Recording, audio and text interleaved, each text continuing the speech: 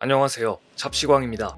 지난 8일 선거 유세 도중 총격에 숨진 아베 전 총리의 장례식이 가족장으로 치러졌습니다. 장례를 앞두고 치러진 추도 행사에는 기시다 총리를 포함한 정부 요인과 각국 인사, 일반 시민 등 약 2,500여 명이 찾아와 고인을 애도했습니다. 일본 정부는 아베 전 총리에게 국가 최고 훈장인 대훈 위국 화장경식을 수여하기로 결정했다는 소식도 들립니다. 이로써 아베 전 총리는 일본 전후 국가 최고 훈장을 받은 네 번째 총리가 됐습니다. 장례식은 도쿄 내 사찰인 조조지에서 열렸습니다.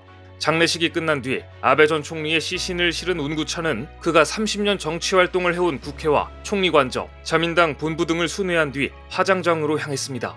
장례식이 진행되는 동안에 조조지 주변에는 수백 명의 시민이 운집해 추모했고 운구차가 지나가는 길에도 많은 시민이 나와 아베 전 총리와 작별 인사를 했는데 일부 시민들은 한 시대가 이렇게 갔다 라고 말하기도 했습니다. 일본 정부와 자민당이 합동으로 주최한 추도식에는 일본 내 주요 인사는 물론 외국 정부 조문단도 대거 방문했습니다. 수백 명의 시민들이 운집했지만 정작 장례식은 비공개로 진행되었습니다. 그런데 이를 두고 일본에서는 여러 가지 음모론이 고개를 들고 있습니다. 먼저 피격 현장의 사진에서 어느 쪽이 범인인가 하는 논란이 있었는데 사진 속의 파란색 동그라미는 용의자가 격발 직후 경호원들에게 붙잡히는 장면입니다. 그런데 같은 시각 아래 빨간색 동그라미 속 인물은 마치 총을 쏘는 듯한 포즈를 취하고 있습니다.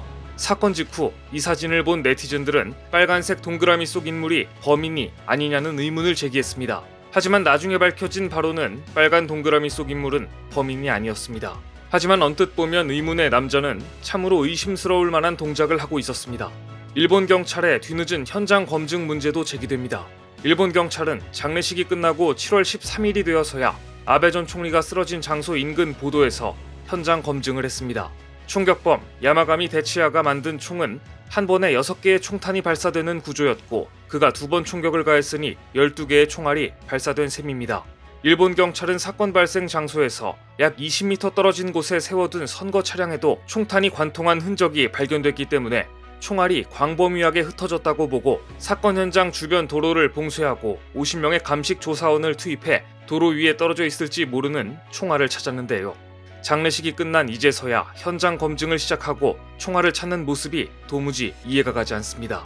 일부 일본인들은 피격 시점부터 경호, 응급 이송 과정, 장례식, 현장 검증까지 뭔가 석연치 않은 구석이 많다며 의문을 제기하고 있습니다. 일본에서 제기된 두 번째 음모론은 아베 전 총리의 영구차가 바뀌었다는 것입니다. 왼쪽 사진은 부검을 마치고 도쿄로 향하는 영구차입니다. 그런데 오른쪽 사진을 보면 도쿄 도내 아베 전 총리의 자택으로 들어가는 영구차는 차종이 바뀌었습니다.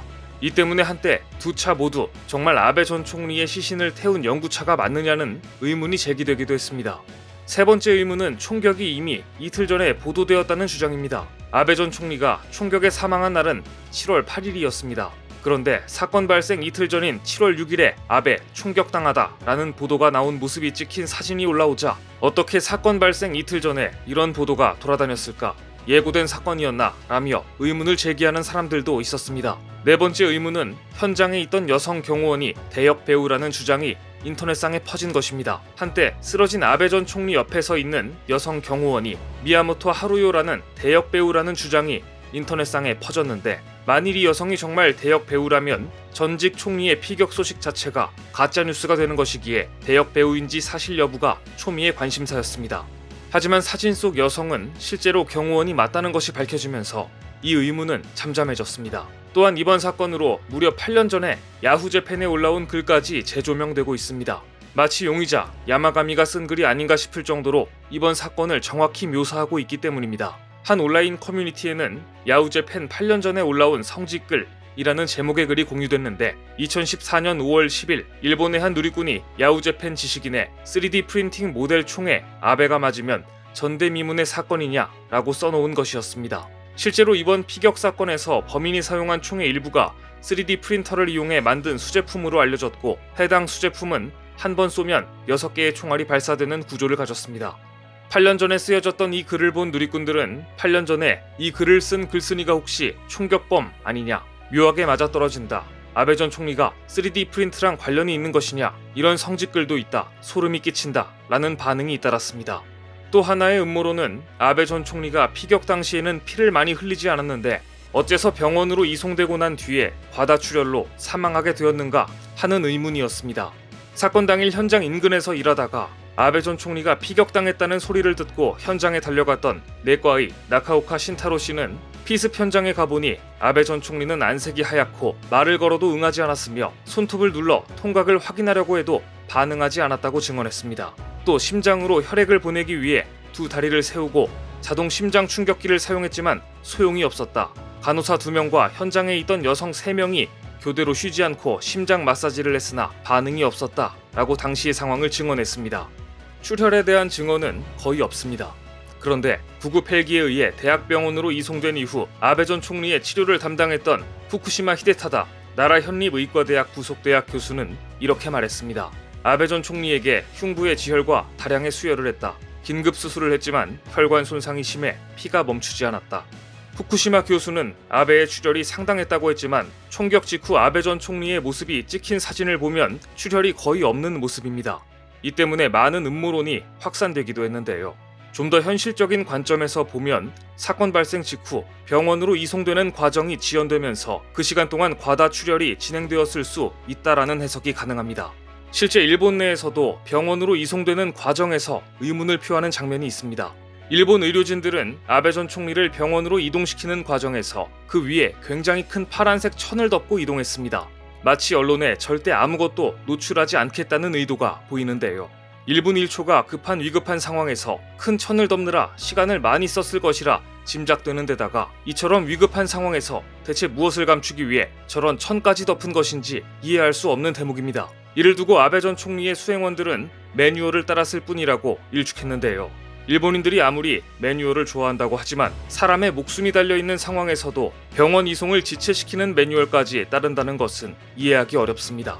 정말 다른 이유 없이 매뉴얼에 목숨을 걸었던 것이라면 융통성 없는 일본 사회 특유의 경직성을 보여주는 장면이라고 볼 수 있습니다.